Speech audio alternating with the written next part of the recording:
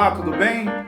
Vamos começar aqui o nosso primeiro podcast para falar sobre crítica jurídica. E para esse primeiro podcast nós convidamos o Dr. Edson Bello. Dr. Edson Bello, muito obrigado por aceitar esse convite para vir debater com a gente, filosofar, pensar e discutir. Esta é uma mesa democrática para ouvir o que tem as pessoas a contribuir com a humanidade, o que tem escrito ou aquilo que defende para contribuir com a comunidade, contribuir com a sociedade. Muito obrigado por ter comparecido. Meu querido Dr. Jonadab, amigo, irmão, agradeço o convite e estamos aqui justamente para desenvolver essa criticidade acerca desses temas, e aqui hoje um tema sobre a advocacia, né, tão relevante para a sociedade e a estrutura jurídica desse país, sobretudo a partir da Constituição. Muito bom tema. Então hoje nós vamos discutir aqui, na nossa crítica jurídica, a estrutura de defesa da advocacia. Você poderia nos trazer aqui 3 pontos relevantes desse tema para os nossos ouvintes entenderem qual é a importância desse tema de discussão?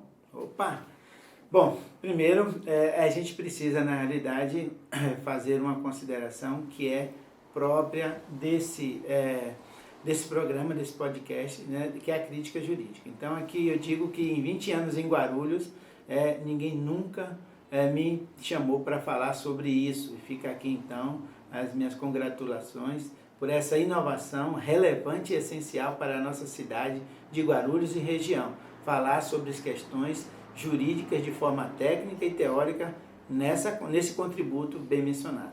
Olha, nós temos aqui, dentro da estrutura de defesa da advocacia, nós temos, primeiro, nós temos a prerrogativa, nós temos o próprio Tribunal de Ética, né, e também a seleção dos inscritos. Né? Existem outros, mas vamos falar basicamente desses 3 com um maior foco na defesa das prerrogativas. Né?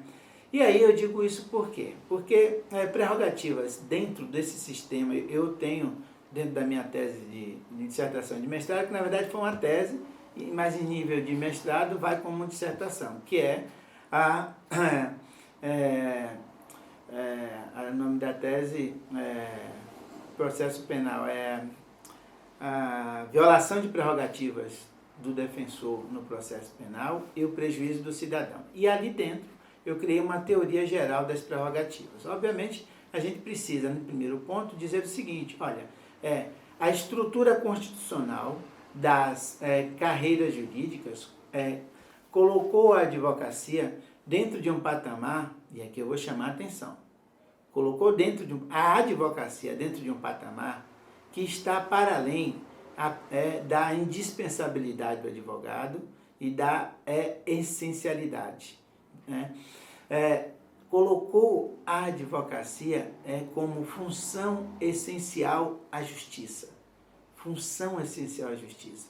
E não para por aí. Poxa, é só isso? Não, tem mais. E essa estrutura chamada advocacia, ela está dentro do título 4 do capítulo 4 da Constituição, que a gente fala dos poderes do Estado. Né? Capítulo dos poderes. Ora, por qual motivo o legislador constituinte colocaria a advocacia dentro desse título, né? E, sobretudo, dentro de um capítulo, tratando-a como função essencial à justiça? Justamente porque a advocacia ela trata da questão da justiça como um instrumento de defesa da sociedade e não como um processo judicial. Quando se fala administração da justiça ou indispensável à justiça, é justamente a justiça como um sistema e não como o poder judiciário. Né? E aí, por isso que um dos deveres sábios que estão no nosso artigo 44, inciso 2, é a defesa da justiça social, a defesa da cidadania. Né? Por quê? Porque é por essa função essencial à justiça que esses princípios, direitos e garantias fundamentais são concretizados. E aí, aqui tem vai então um instrumento dessa nossa tese. Doutor Jonadab, a gente tem como instrumentos garantidores da sociedade, do cidadão, para além da cidadania, da dignidade humana, iniciativa ao trabalho, nós temos também esses princípios, e aí a gente poderia dizer assim, só para poder dar um exemplo. Nós temos princípios fundamentais, direitos e garantias fundamentais. Poderíamos dizer 3, mas se junta um outro, que são as prerrogativas. As prerrogativas por quê? Porque nenhum profissional do direito consegue desenvolver a sua estrutura profissional sem prerrogativas que os guarneçam. Ou seja, eu preciso ter acesso aos autos, eu preciso ter acesso ao cidadão defendido, porque a advocacia não tem preso, ela não tem a estrutura humanística do processo, não tem réu, não tem acusado, tem cidadão. É um cidadão que está sendo processado. Ou seja, entrou em conflito com a lei e então o Estado acusador, ele então o vê dessa forma, como alguém em conflito. E aí é que o cidadão, além de ter esses 3 conjuntos de estruturas jurídicas, princípios, direitos e garantias fundamentais, ele ainda tem as prerrogativas, porque as prerrogativas não são desse conjunto de profissionais do direito, da qual faz parte a advocacia, o advogado, mas sim desta cidadania. Tanto isso é uma realidade, que nós na Constituição não falamos de pessoa, falamos de instituições, da qual nós temos 3 instituições na Constituição. A primeira delas é o advogado, lá no artigo 5º, inciso 63, quando diz que o preso é assegurado ao preso, é assegurado garantia ao preso, a assistência de advogado e da família. Não é um nem outro, não é uma conjunção ou, é advogado e família, e quase sempre é o advogado. Então, nesse conjunto, nessa interpretação constitucional, o advogado ele está para o sistema como uma garantia fundamental. Ele está para o sistema como um todo como uma cláusula pétrea. E ele está também para o sistema como uma autoridade constitucional. Por quê? Porque ninguém reveste uma carreira jurídica de um conjunto de normas por nada, certo?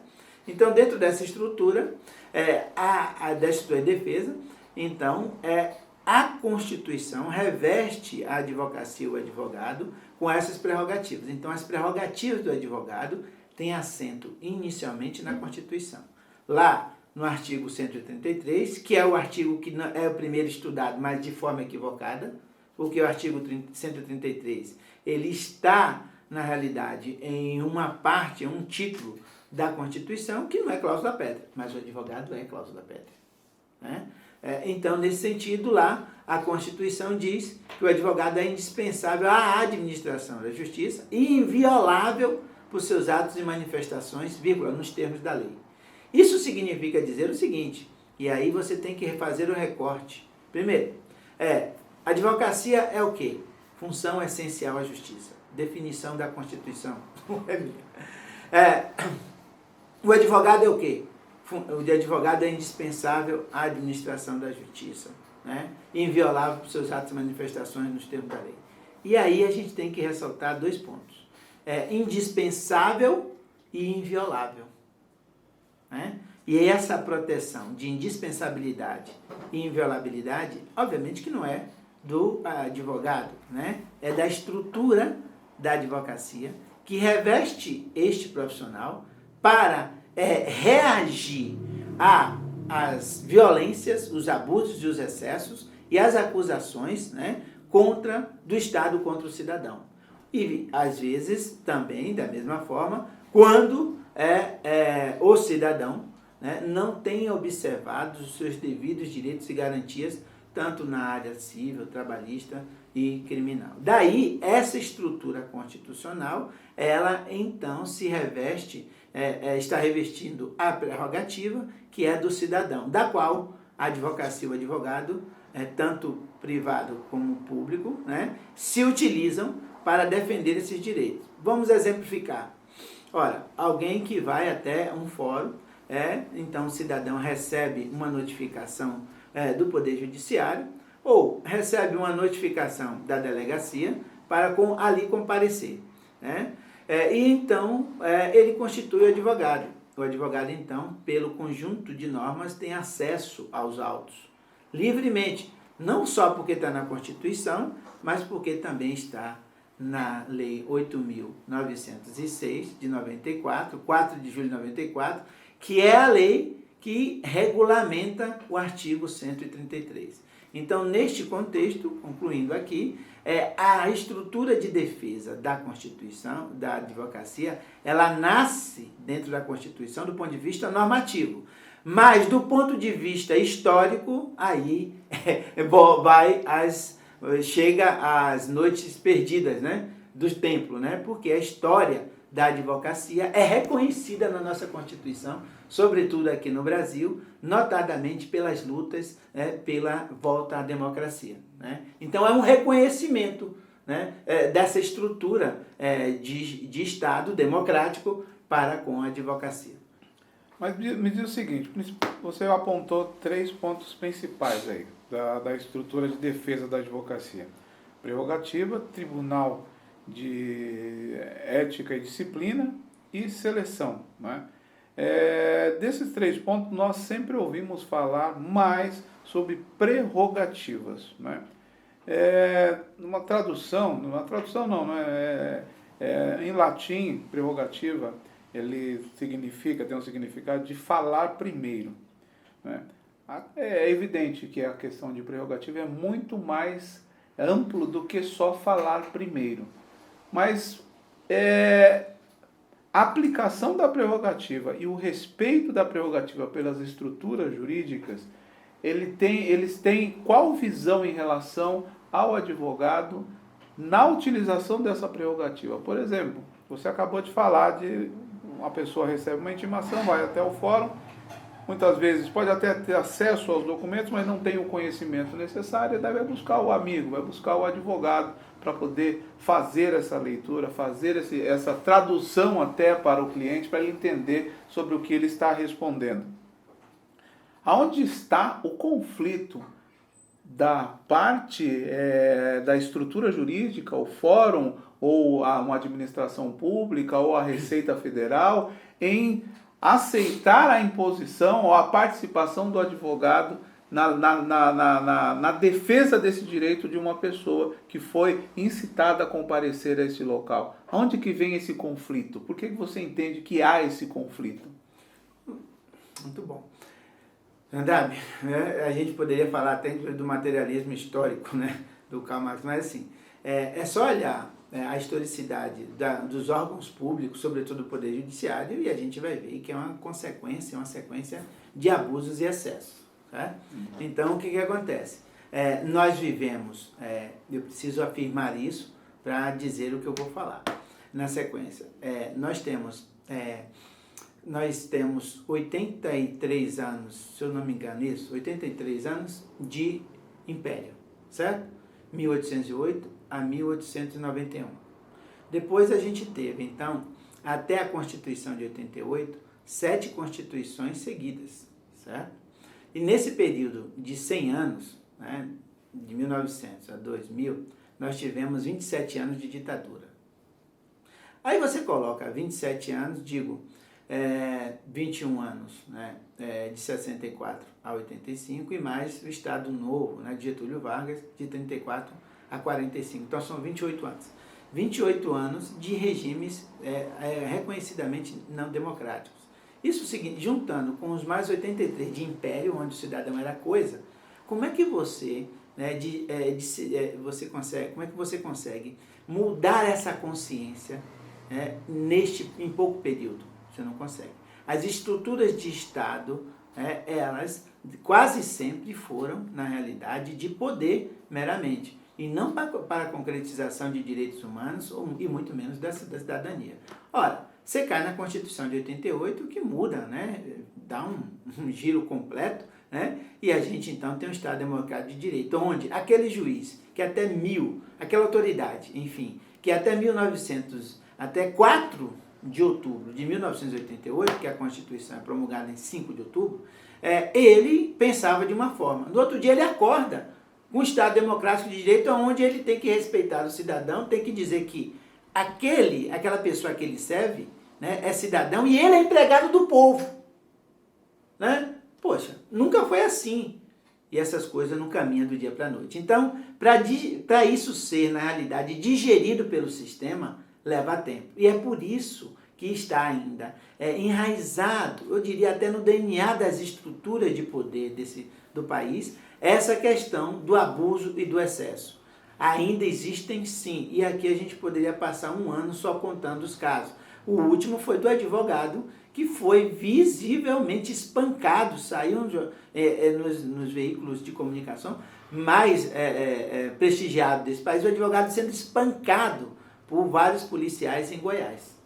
Tá? E esses policiais agora estão presos, espancados só pelo fato, talvez, de o advogado ter dito que era advogado. Então, como é que isso pode estar acontecendo agora, em pleno 2021? Então, essas estruturas, elas estão ainda contaminadas pelo retrocesso que dominou a nossa história. Certo? E do outro lado, a gente também não tem verdadeiramente, dentro do poder público, a sociedade representada. A gente não tem. Há sim uma necessidade de trazer toda a diversidade cultural, e social para dentro dos poderes. Porque aí você, então, reduz mais e mais os abusos e os excessos. Pois bem, nesse contexto, então, você tem a questão em que um advogado vai ver os autos do processo e o juiz disse que ele não pode ver e não dá uma justificativa. Né? O advogado vai à audiência trabalhista com o cliente e o cliente, no Paraná, e o cliente vai com sandália de dedos. E o juiz redesigna a audiência pelo fato do cidadão estar com sandália. E aquilo ofender a dignidade da justiça. Né? O cidadão, na realidade, constitui o advogado e o advogado é preso com ele arbitrariamente. Tá? Então são casos que a gente já trabalhou e trabalha defendendo na prática e a gente percebe que o fundamento para esses excessos nunca são legais, e sim abusos. Por isso, inclusive, que houve uma transformação agora de 4 prerrogativas do artigo 7º, incisos de 2 a 5, do artigo 7º, que foram tornados tipos penais lá pelo artigo 43 da Lei dos Crimes de Abuso de Autoridade. Então, nesse sentido, nós temos hoje uma proteção, mas o conflito aqui está justamente detectado historicamente pelos abusos e pelos excessos. Assim que, como no estado de exceção ou na ditadura, segundo as nomenclaturas dos historiadores, advogados também sumiram com seus clientes. Então, se hoje não acham cadáveres de, entre aspas, revolucionários, cidadãos que eram contra o sistema, também não acharam dos advogados. Então, nesse contexto, o conflito está na estrutura, porque ainda hoje, você é um brilhante advogado, aqui hoje nós temos, por exemplo, a questão das audiências virtuais e também dos julgamentos virtuais. Era só ver aí no YouTube quantos abusos e quantos excessos. De multar o advogado que, pedindo pela palavra, pela ordem, se manifestando contra um absurdo, e ele está multado, ou seja, está mudo, ele não tem mais fala. Assim, estamos chegando à situação... Principal instrumento do advogado. Principal instrumento, a fala, assim, e aí trazer isso para totalmente 100% virtual é ampliar os abusos e os excessos. Por quê? Porque nesse país ainda tem um resquício do culto à autoridade, culto ao cargo público, né? Respeita o policial. Eu digo, mas o policial tem que ser respeitado, mas o cidadão igualmente. Aí o respeito não está para um ou menor para outro, está em pé de igualdade. A igualdade. E aí é que tem, avançando nos estudos, Jonadab, a crítica, eu sempre defendi que as duas principais prerrogativas eram, né, do advogado: acesso aos autos e acesso ao cliente, certo?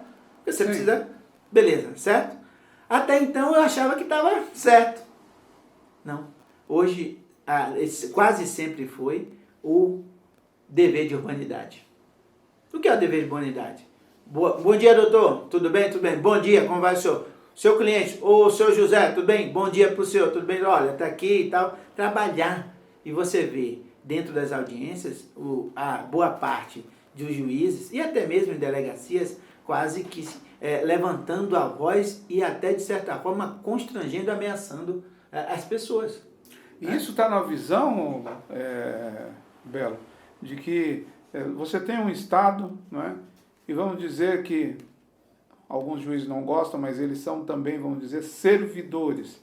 O juiz é um servidor. É empregado do povo. O promotor é um servidor. E o servidor público também é um servidor. Mas eles entendem que eles são servidores do Estado ou são servidores da sociedade? Você acha que é nessa visão que faz com que eles protejam o Estado e em detrimento do advogado que defende a sociedade? Será que é aí que está uma visão distorcida? E você trouxe uma visão histórica importante, né, desses períodos que nós vivemos. Ele é um servidor do Estado ou um servidor para o Estado? E não consegue enxergar dentro do Estado, não digo o Estado como força constituída, mas a sua população. A sociedade compõe o Estado. Estaria aí uma visão distorcida do papel do Estado e o papel do servidor, que deveria ser um servidor não só para o Estado constituído, mas para a população que serve e que é parte integrante do Estado? Então, nós temos uma obra bastante, não me lembrar do nome do autor agora, mas a obra é conhecida, e certamente você, que é um colega muito pesquisador, né? Teoria da dissonância cognitiva. Do Leon, o sobrenome me fugiu agora, Leon alguma coisa. É de fácil acesso, essa obra, gasta um pouquinho, mas vale a pena adquirir essa obra. Teoria da dissonância cognitiva. É o que acontece entre a Constituição e os seus agentes, os agentes daqueles que buscam concretizar os preceitos constitucionais, assim como todo o ordenamento jurídico. Por quê? Porque, como a gente disse há pouco, o culto à autoridade. Hoje, as faculdades, sobretudo as faculdades de Direito, são verdadeiros um cursinho, né? Prepara o acadêmico para um concurso. E aí, a estrutura de aprendizado humano fica prejudicada. E aí tem um detalhe mais aviltante, exatamente. Léon Festinger, né? Um francês.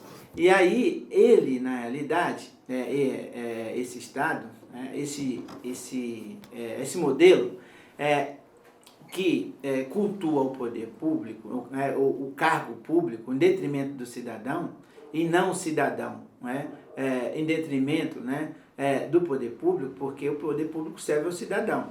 E aí, essa estrutura de culto aos cargos públicos que é disseminada por meio de concurso, e as carreiras jurídicas concurso, ninguém acaba, a maioria, ou a grande parte, acaba se esquecendo justamente da finalidade. Qual é?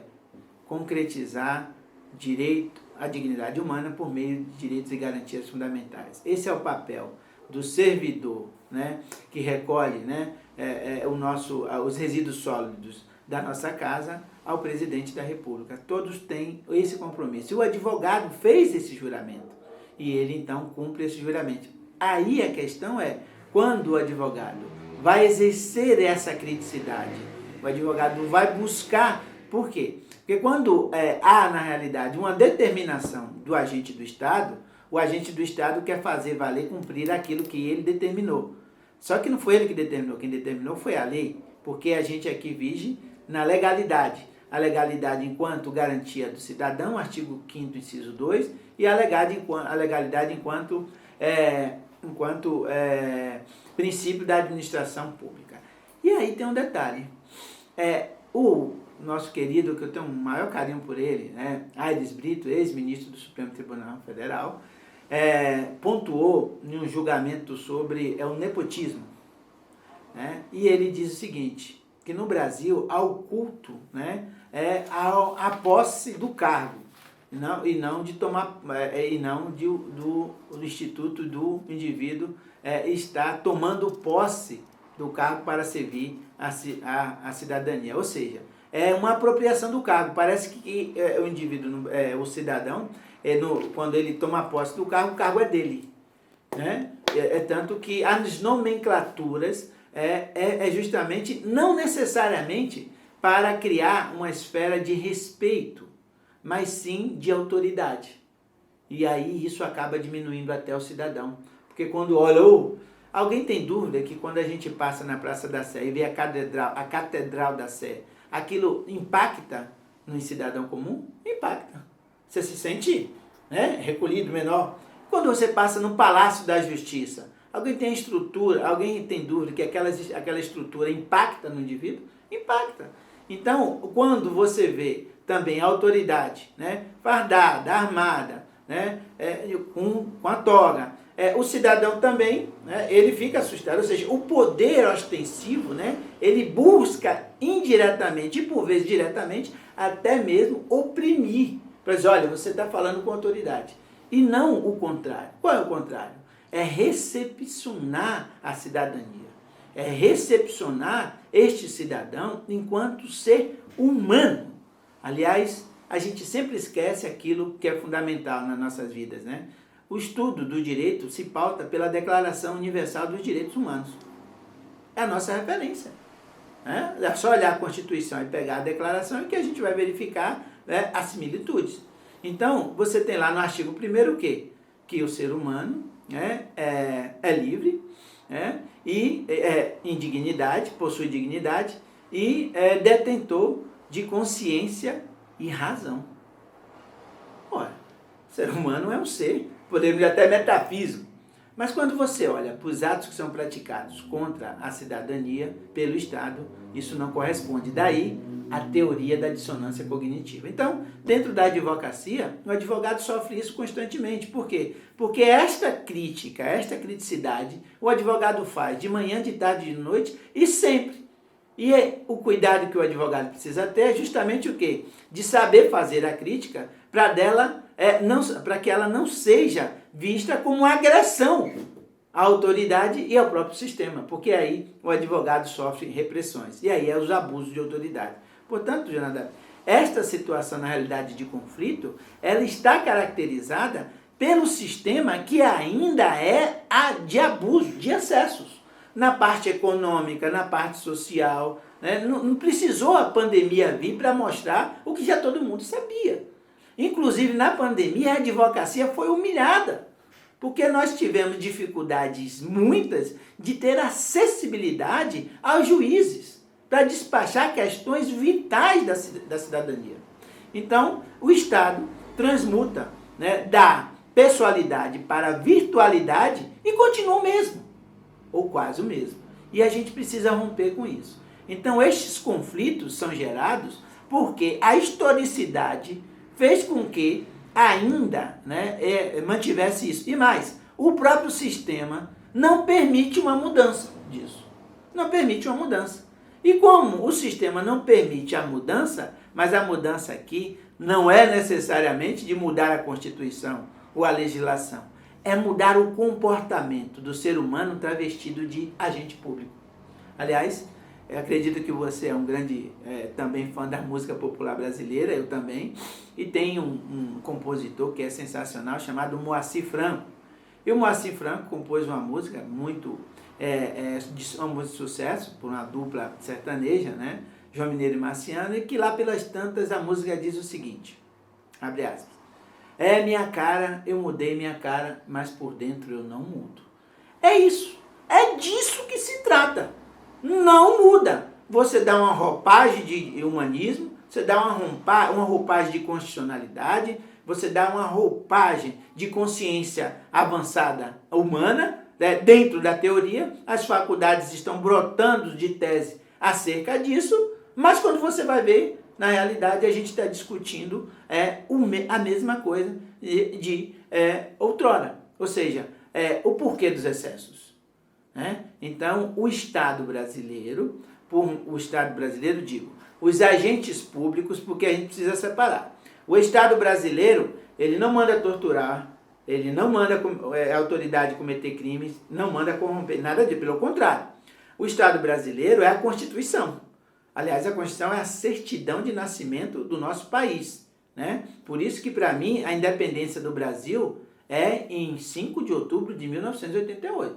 Né? E dali nós somos seres humanos. Porque para trás de humanidade não tem nada. Né? Então, nesse contexto, esse conflito, ele permanece, por quê? Por conta da historicidade de a gente trabalhar sempre com violação aos direitos humanos e, por consequência, do advogado também. Bom, concluindo essa parte, o nosso querido Sobral Pinto, em uma atitude ontológica, construiu uma petição no seguinte sentido, na época do governo Getúlio Vargas, que baniu o habeas corpus. Não tinha que dar habeas corpus. O que ele fazia? Bom, e também quem desse habeas corpus também naquela época também sofria. Então, ele resolveu invocar a lei que preservava os animais. Né? A lei que preservava os animais. Hoje, há uma legislação que se um animal doméstico for agredido, tem as consequências penais. Na época, essa lei vigia. Então, ele fez um habeas corpus para um ser humano com base na lei dos animais. E então, isso demanda o quê?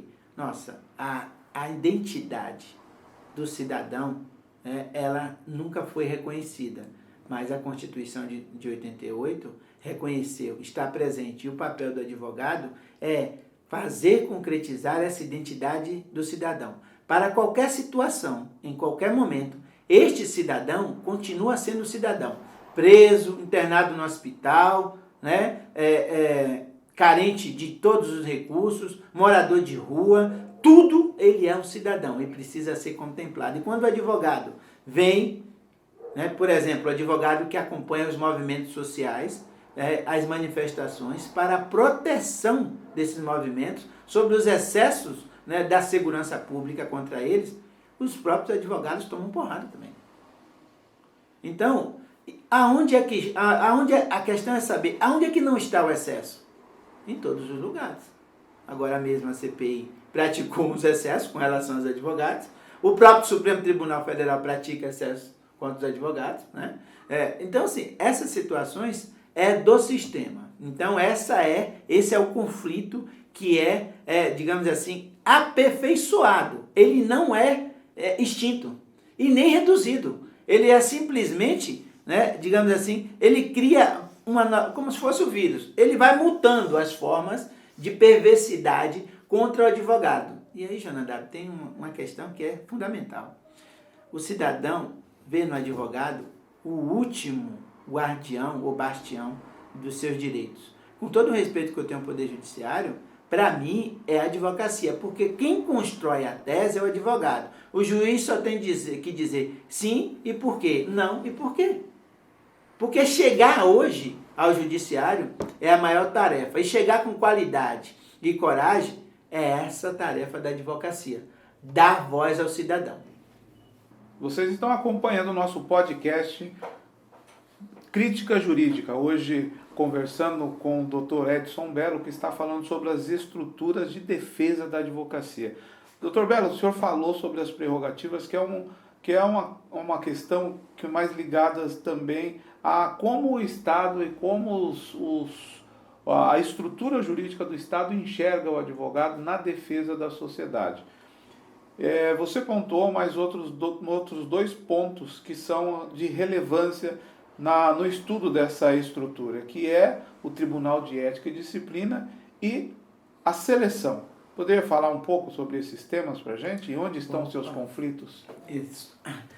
Obviamente que um dos maiores problemas hoje da formação jurídica, e não é de agora, diga-se de passagem, o professor José Eduardo Faria tem uma obra, já em 1984, que ele fazia uma crítica sobre o ensino jurídico no país. Nós estamos falando de 84, antes da Constituição. Hoje nós temos mais faculdade de direito no Brasil do que no mundo, né? Então, o ensino, as faculdades de pós-graduação estricto sensu, não dá conta de formar tantos mestres e doutores, tá? Não dá. E então a gente tem aí uma deficiência significativa no ensino jurídico. Obviamente que também, quando o bacharel assim se torna, ele vai para o mercado, ele vai buscar cursinhos para uma formação no sentido de ser aprovado no exame de ordem. E isso demanda o quê? Digamos assim, não vou ter acesso, mas um gigante número de advogados, né, disputando o mercado de trabalho. E você sabe que no mundo do capital, porque a própria Constituição tem um título chamado da ordem econômica, né? E é com a ordem econômica que todos os outros títulos buscam ser concretizados, né? Então, nesse sentido, os espaços, né? Ou seja, o mercado de trabalho da advocacia se torna muito competitivo. Daí surgem muitas violações às questões em que o advogado tem que obedecer, ou seja, as violações à ética. Então, neste caso, a ordem ela tem um papel institucional de promover, na realidade, a advocacia, no sentido de que essa advocacia ela preste os seus serviços, né, de forma qualificada, independente, digna, tá, e observando os preceitos éticos. Entretanto, no mercado onde você tem mais de 1 milhão de advogados, você tem também as suas vicissitudes e os seus desvirtuamentos. Ora, se numa função como a do Poder Judiciário, que tem mais ou menos no Brasil 20 mil membros, você já tem os seus problemas de ética, né? Imagine em uma profissão como a nossa, que tem mais de 1 milhão de inscritos. Então, nesse contexto, várias são as questões de ética que chegam ao tribunal respectivo. E aí, a ordem precisa fazer o quê? A defesa da advocacia. No seguinte sentido, infelizmente, os números dos tribunais de ética, a gente não gosta de falar sobre isso, mas é uma realidade, né? Os números são altos. E isto também incomoda a advocacia, onde você tem um TED, por exemplo, com 15 mil processos, um tribunal de ética com 20 mil processos.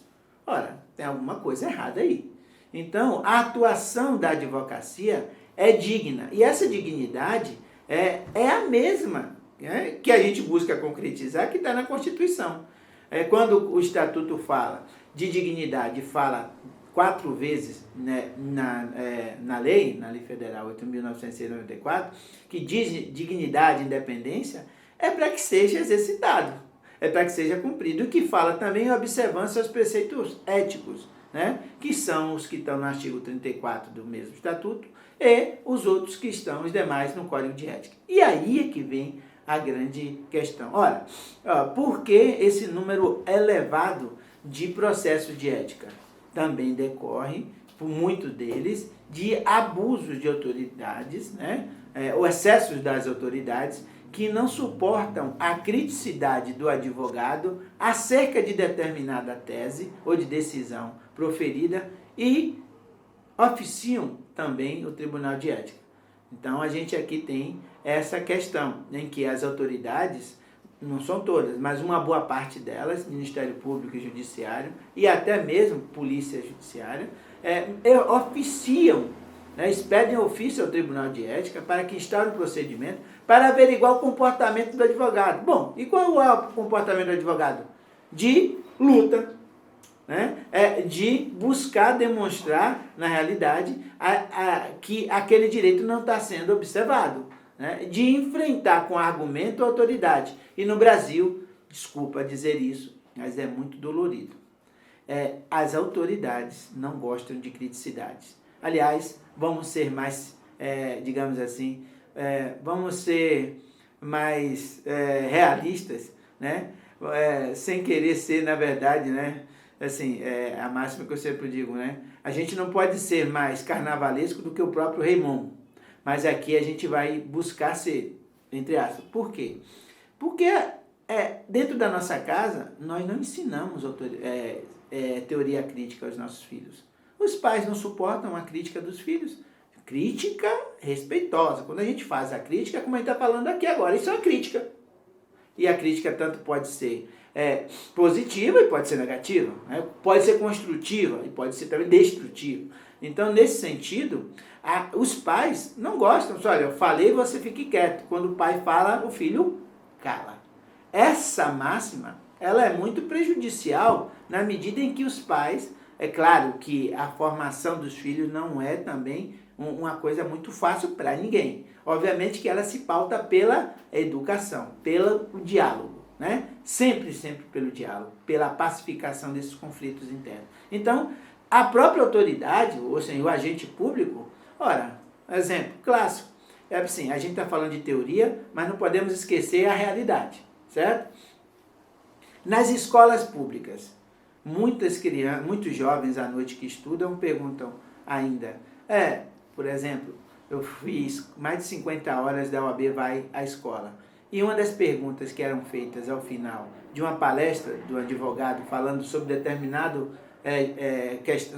questão de cidadania, era de um jovem, né, ali no ensino médio dizendo, olha, ô tio, por que os policiais podem nos revistar e ele não fala nada, ele simplesmente pega a gente, vai revistando, não fala nada. E quando a gente fala alguma coisa, a gente toma até um tapa no rosto. Aí, caramba, essa situação. Eu falei para ele o que é que o que é que a lei diz. Então, o que é que ele quis dizer? É que quando ele pergunta para a autoridade após uma revista, olha, por que eu estou sendo revistado? Imediatamente o agente público diz, cale a boca e vá para casa. Esse é o sistema. Tanto que a gente tem dificuldade, nós estamos inclusive numa eleição da ordem, onde o diálogo é muito difícil de acontecer. Por isso que eu até parabenizei aqui o seu programa, a sua estrutura, né, a sua sagacidade em promover essa crítica jurídica, porque aqui há 20 anos ninguém dialoga com um belo que gosta de dialogar, estuda um pouquinho. E sou só estudante, pelo amor de Deus. Então, neste passo, essas estruturas, na realidade, de criticidade, elas não são desenvolvidas, implementadas e muito menos aperfeiçoadas. E aí o agente público, ele se volta contra o cidadão. Bom, então neste caso o Tribunal de Ética, ele serve justamente para fazer a defesa da advocacia, aonde ele vai punir, mediante o devido processo legal administrativo, né, o advogado ou absolver o advogado, né, e assim tirar do mercado de trabalho, mas eu não gosto de usar esse negócio de mercado de trabalho, na realidade, punir aquele advogado que não respeitou a sua ética e, de alguma forma, direta ou indireta, desrespeitou o cidadão e a própria Constituição. A Constituição nos deu um poder e a gente precisa saber usar. E para saber usar tem regras éticas e elas precisam ser cumpridas, porque senão vira, na realidade, um conjunto de situações incontroláveis. E aí vira uma situação em que a gente não tem controle jurídico. E o jurídico é para dar controle. Então o Tribunal de Ética ele tem essa função de punir o advogado em situações em que ele não respeita a ética. Por quê? Porque o direito, dentro do sistema democrático, ele é prestado com ética, com moral, com respeito e com justiça. E a outra questão é a questão do exame de ordem. É justamente a necessidade, né, e aí que se defende a advocacia. Por quê? Não é nada contra ninguém, mas falamos há pouco que tem mais faculdades no Brasil do que no mundo inteiro. Logo, há que se ter um tipo de seleção, né, uma seleção adequada, justa, feita por profissionais, realizadas por profissionais que conheçam, na realidade, né, de ciência jurídica, né, para que a gente possa selecionar esses profissionais que vão buscar concretizar, depois de aprovados nesses exames, a dignidade do cidadão. Então, se nós estamos falando de dignidade antes, durante e depois, é preciso dizer o seguinte, o exame de ordem também defende a advocacia, porque traz para este mercado profissionais qualificados que vão lidar com o direito do cidadão, com a vida do cidadão, com a liberdade e o patrimônio do cidadão e com a sua dignidade ou a sua intimidade. Imagine hoje nos crimes contra a dignidade sexual, né? Crimes com violência doméstica, a mulher violentada, a mulher agredida, ela chega no escritório antes de ir à delegacia e você tem que ter todo um respeito, né? Tem toda uma ritualística, né, de dignidade para lidar com ela, né? Dentro da ética, dentro da dignidade humana, dentro daquele espectro profissional e humanístico que reveste a advocacia. Portanto, o exame de ordem, ele seleciona, né, para a cidadania os advogados capazes de defender com paridade de condições. Nosso podcast hoje é com o Dr. Edson Bello, falando das estruturas de defesa da advocacia. Nós falamos sobre a prerrogativa, sobre o TED e a seleção. Dr. Bello, eu queria saber por que na questão dos principais pontos você não elencou o desagravo. Você considera o desagravo uma forma de defesa da advocacia? Sim, é prerrogativa, né? Porque, na realidade, é o seguinte, quando a gente fala de prerrogativas, é um universo, né, digamos assim, de instrumentos. E aí a gente precisaria, pelo menos, uma semana para tentar falar da metade. O que eu quero dizer com isso? A figura do desagravo é a figura, na realidade, que retira o agravo, né, que foi feito contra, ou o agravo praticado contra o advogado. Mas para se chegar ao desagravo, a gente precisa saber por que ocorreu o agravo. E aí a gente vem com os abusos históricos, né, a incompreensão ainda do papel do advogado. Aí depois tem o procedimento que deve ser instaurado na OAB para processar esse pedido de desagravo. Este desagravo não é apenas um desagravo público, mas também pode ter representação contra o agente público ou contra a autoridade que agravou o colega. Também ainda pode ocorrer requisição de instauração de inquérito ou representação criminal à autoridade competente para fins de abuso e desagravo. Então, assim, o desagravo, ele é, na realidade, um instrumento para a defesa das prerrogativas. É um dos instrumentos de prerrogativas. Mas nós temos, além do desagravo, nós temos a representação criminal e a assistência criminal, ou a assistência jurídica. Um exemplo, o advogado que é multado no processo por litigância de má-fé, no processo civil. Acontece. E aí a OAB tem que ingressar e dizer, olha, obviamente que o advogado não pode ser multado. E ainda acontece. O advogado que é multado por abandonar, entre aspas, abandonar um processo. Artigo 265 do Código de Processo Penal. Por que abandona o processo? O advogado não abandona o processo. Ele vive disso, né? Mas abandonou por quê? E aqui nós temos um caso que vai ter julgamento agora, dia 10, já conseguimos eliminar, em que a advogada aqui de Itapeva, colega nossa, simplesmente não conseguiu estabilizar o sinal de internet para fazer a audiência.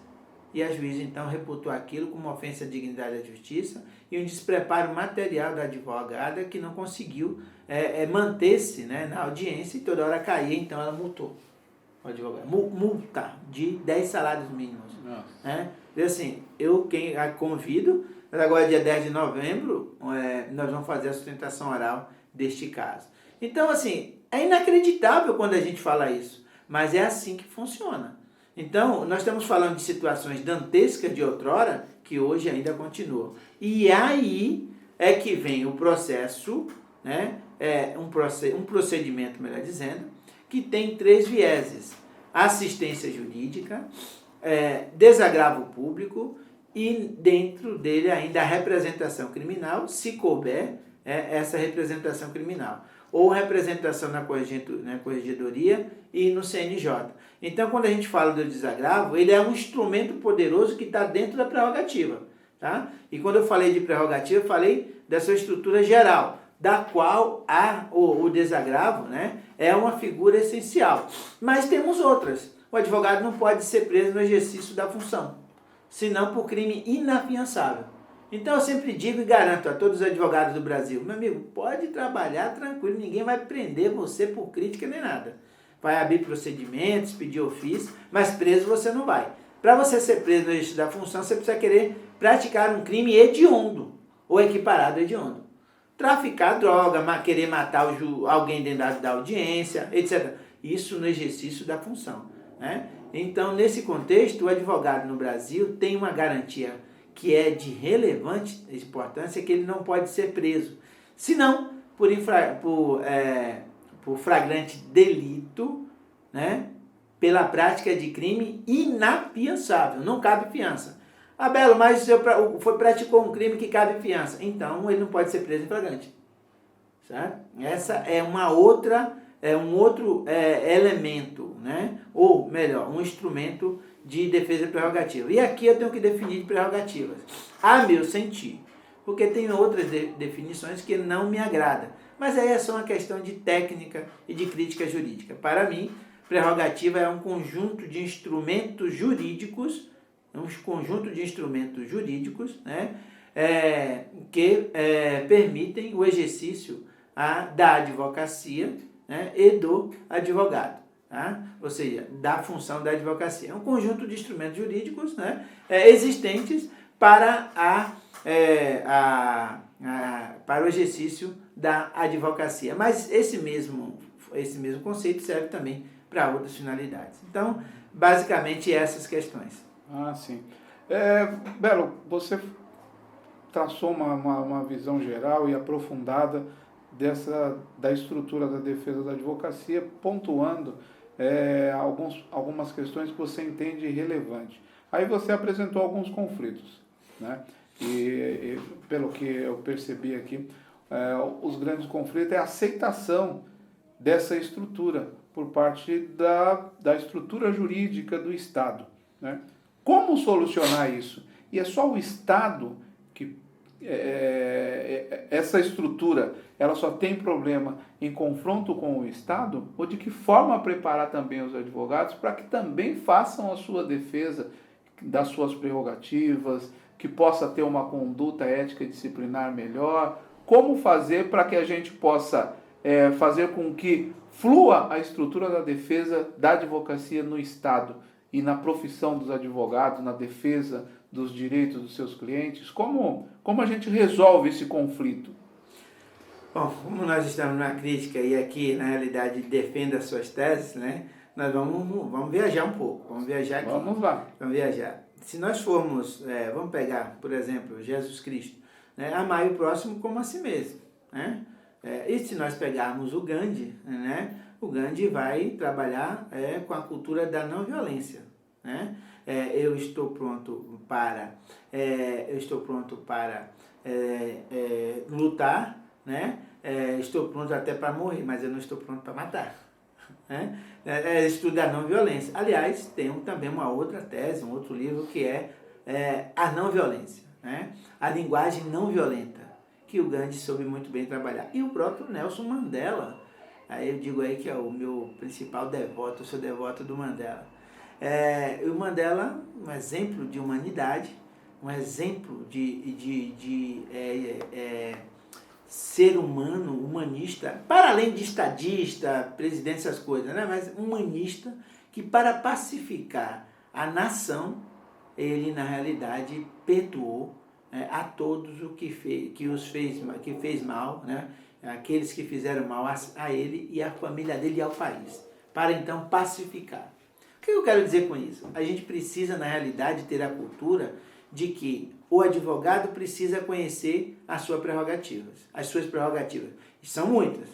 Elas estão no Estatuto, no Código de Processo Penal, no Código Penal, no Código Civil, no Código de Processo Civil, na CLT, então por aí, na Constituição, e você precisa, na Lei de Execução Penal, e aí você precisa, na realidade, estar com o conhecimento necessário justamente quando a violação acontecer. E acontece todos os dias, diga-se passagem, nos fóruns.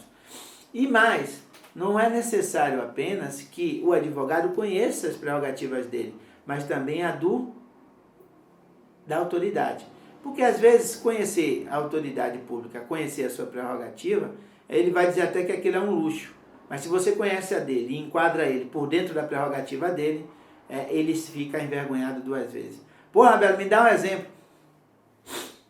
Você pega um juiz que imediatamente, né, desrespeita um advogado na audiência. Doutor, cala a boca que eu não lhe dei a palavra. Ô, doutor, só fique quieto, o senhor não pode conversar com o seu cliente. Bom, nada disso que ele falou tem legalidade. E o juiz só pode se manifestar no processo e dentro da audiência com legalidade. Se você devolve para ele, nos termos de que lei? Aí o cara vai ficar, não, eu estou mandando. Então o senhor manda onde o senhor quiser. O advogado não obedece a esse tipo de situação. Então, nesse contexto, a gente tem o seguinte sentido, a gente tem a seguinte conclusão. O advogado tem que usar, por exemplo, aqui no caso que eu citei, exemplifiquei, o artigo 35, inciso 4 do juiz, do Estatuto da Magistratura, da Lei Orgânica, né, da Magistratura, que diz, o juiz tem o dever de respeitar as partes e os advogados, tratar com humanidade. E aí você pergunta para o juiz e joga, desculpa a expressão, quem trata mal, às vezes recebe uma linguagem não muito amistosa. Doutor, se o senhor não respeita o seu próprio estatuto, eu tenho dúvida se o senhor respeita a lei alguma. E aí a crítica está feita e você só se prepara para receber um ofício na OAB simplesmente porque você fez a crítica. Com base na lei. Agora, obviamente, a pressão de ganhar o processo, de dar um resultado, ela vai, a questão material, ela se sobrepõe às vezes à questão, ou na maioria das vezes, à questão moral. E aí eu digo, para concluir essa parte, para o moral do advogado não existe recurso, mas para o processo, milhares de recursos. Portanto, meus queridos, eu sou adepto à defesa moral da advocacia, que isso deve ser exercida dentro das faculdades, concurso de prerrogativas, orientações de como se comportar, de como agir, exigindo também uma linguagem respeitosa dos juízes, né, das autoridades. Essa linguagem que é procrastinador, né, que atrapalha o processo, essa não é a linguagem que se deve ser ao advogado. O advogado é um profissional do direito e para a defesa das suas prerrogativas você precisa trabalhar já nas faculdades e também dentro da ordem, com uma comissão de prerrogativas que conheça, né, desses instrumentos de defesa da advocacia e que tenha coragem de defender os advogados, tá? Quando o advogado se sentir necessitado da assistência da prerrogativa. Nós estamos aqui no nosso podcast falando sobre estrutura de defesa da advocacia com o Dr. Edson Bello. Dr. Edson, para que a gente possa concluir essa questão dos conflitos, qual a importância de uma OAB para a defesa também dessa estrutura? Opa, é ela que tem a incumbência de promover isso. Então, assim, a OAB, ela seleciona os inscritos, pune os seus inscritos, mas a legislação que rege a OAB, Lei 8.906/94, ela tem, na realidade, um conjunto de ações para a defesa da advocacia. E ela mesma diz o seguinte, que é dever da OAB defender as prerrogativas do advogado e a dignidade da advocacia. Portanto, não é um pleonasmo, mas sim uma afirmação, que não é um pleonasmo, que é no seguinte sentido, o advogado tem o direito tem a prerrogativa de ter a sua prerrogativa defendida. Por quê? Porque a lei diz que a OAB vai fazer isso. Então, quando ele pede nos termos da lei. Não é um favor, pelo amor de Deus. Não. A lei diz que a OAB tem que fazer isso. Ponto. E a situação mais delicada é que isso cabe principalmente às subseções.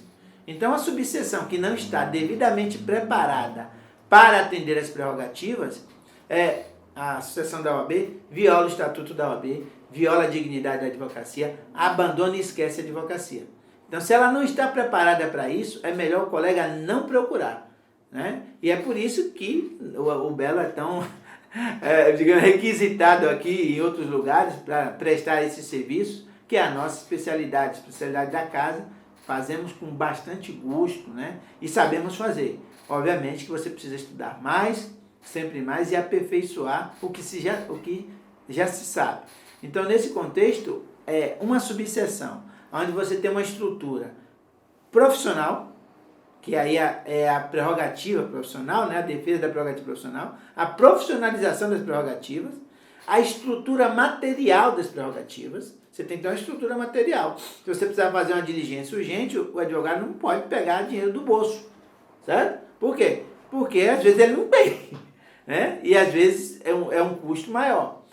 Depois, você precisa também ter um preparo dos próprios agentes de prerrogativas. Então, se esse advogado saiu da faculdade já com alguma coisa de prerrogativas, dentro da carga horária permitida e autorizada pela faculdade, sim, ou pelo horários adicionais para a advocacia, para a OAB fazer isso, quando chega já com a inscrição deferida e com a identidade na mão, o advogado continua fazendo os cursos. Aí você vem com um curso profissionalizante, que é o que a gente dá em várias subseções, para formar a comissão de prerrogativa. Só que para a comissão de prerrogativa tem que fazer a defesa do advogado. Mas com que modelo de petição? Com que estrutura da petição? Como é que você peticiona em nome da OAB? É a mesma petição que você faz por um cliente que está preso, né, que sofreu um abuso ao seu direito líquido e certo? Não, é uma petição institucional.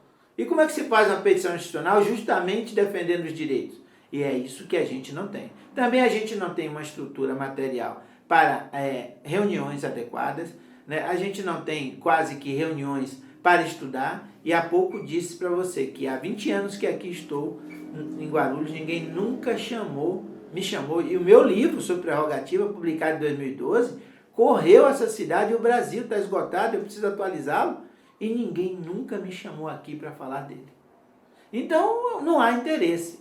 Desculpa, os colegas que têm a opção de defender interesses seus, porque determinada gestão está atendendo seus interesses, né, vai continuar padecendo, apanhando de juízes, tendo seus problemas, e não vai ter. Por quê? Porque senão tem compromisso. Agora, para desafiar o poder público, e você sabe disso também, ou até melhor do que eu, doutor Jonadab, você tem que estudar.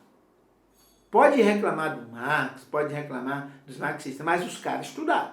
Você pode até não gostar. Você pode falar dos teóricos críticos da escola de Frankfurt. Pode reclamar deles, né? Adorno, Horkheimer, Habermas e tantos outros, mas os caras estudaram, certo? Você pode reclamar do Alisson, né? Mascaro Nascimento, né? Livro docente da USP, e que tem inúmeras obras sobre de introdução. O melhor livro de introdução ao direito que eu já vi na minha vida foi depois de formado, foi o dele. Nada contra os outros, mas eu me adequo mais à linha do que ele pensa. Então, nesse contexto, nós só vamos, na realidade, ter, digamos assim, conhecimento melhor e mais aprimorado dessas questões quando a ordem fizer um investimento dentro da profissionalização de prerrogativa. Desculpa dizer isso, mas não é possível você, a mesma coisa no Tribunal de Ética, você nomear um advogado para prestar um serviço para o qual ele não sabe e não foi treinado. É a mesma coisa você dar uma arma a alguém para fazer uma segurança, se ele não tiver um curso adequado, inclusive psicológico, porque você também não pode pegar um agente de prerrogativa, né? Ou um delegado de prerrogativa, sei lá o nome que vinha a dar, mas é um agente de prerrogativa, ele está falando em nome da OAB. Ele não pode chegar numa delegacia chutando o balde, nem botando o dedo na cara, nem faca no pescoço, e muito menos chute nas regiões baixas.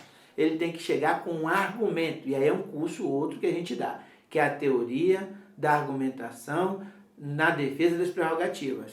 Aqui dei um exemplo, a usar o juiz o próprio instrumento dele.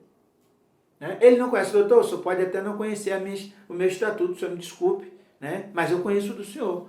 E o senhor aqui acabou de desrespeitar a sua própria lei, o seu próprio estatuto. E isso me inculca. Se não respeita o seu, pode ser que não respeite dos outros. E aí você tem que estar bem argumentado para falar isso, porque o juiz vai vir para cima de você, não é com argumento.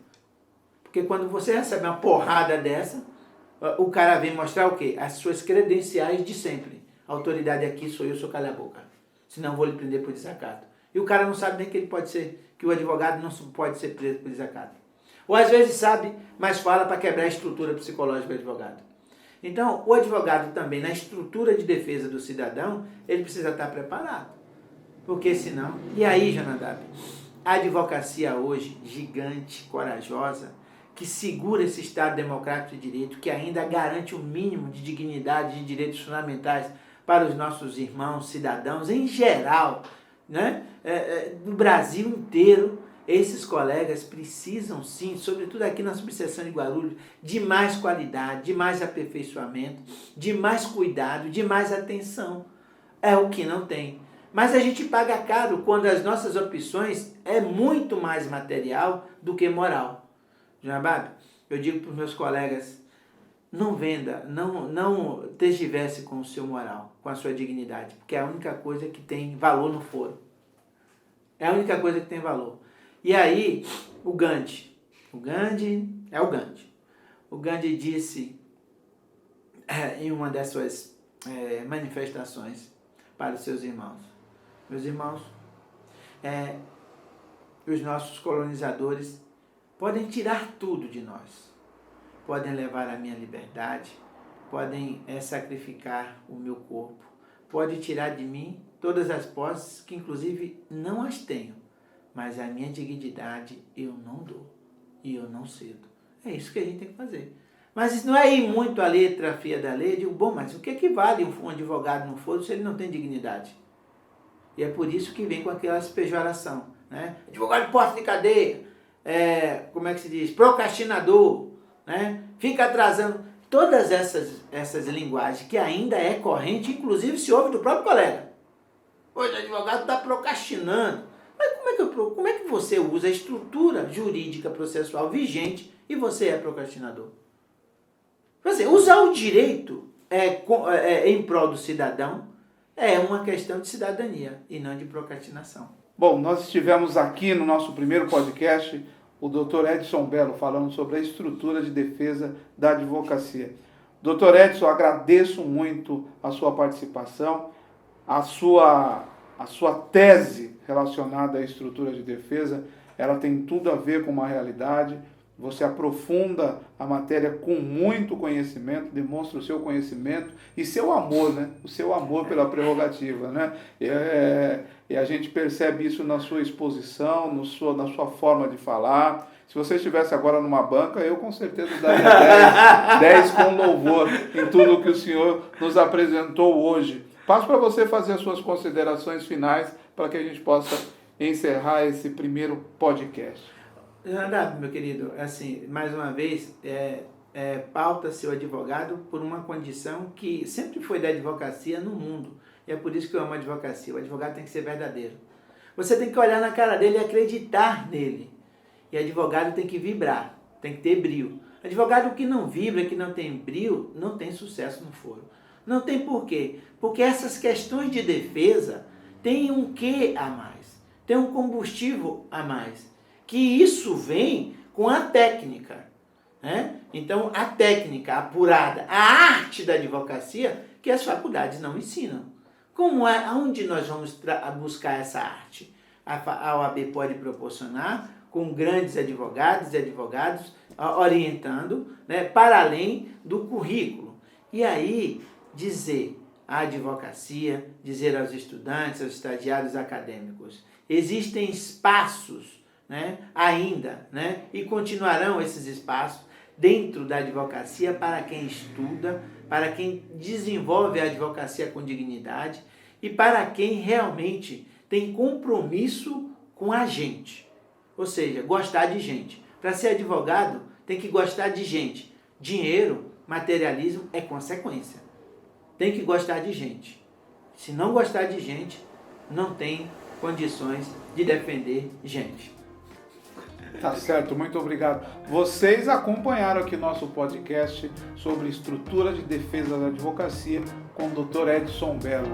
Muito obrigado, Dr. Edson, por ter comparecido aqui, ter nos explanado sobre uma questão muito importante para a advocacia e para a sociedade. Gostaria que vocês nos acompanhassem no Spotify e em nossas redes sociais. Obrigado, doutor. Obrigado, meu irmão. Satisfação, prazer. Eu que também dou nota 10 para ou crítica jurídica. Valeu.